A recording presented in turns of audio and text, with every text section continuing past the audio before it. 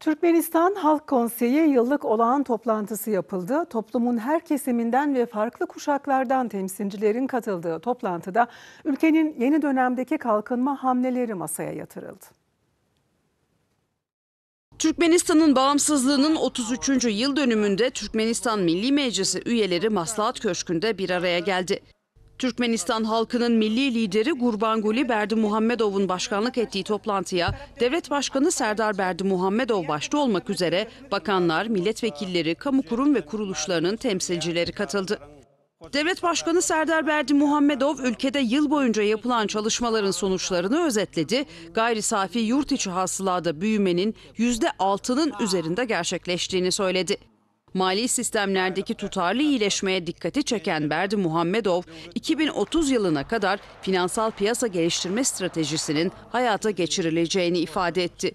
Konsey Başkanı Gurbanguly Berdimuhamedov da Türkmenistan'ın sosyoekonomik kalkınmasına yönelik devam eden programların başarısına değindi.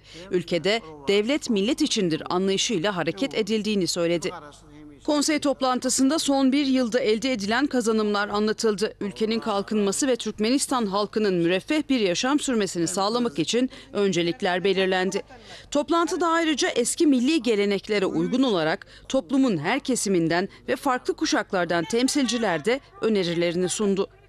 Türkmenistan'ın 2024 Sosyal Ekonomik Kalkınması ve Yatırımları Programı'na göre bu yıl sonuna kadar ülkede 11 milyar dolar tutarında yatırım yapılması öngörülüyor.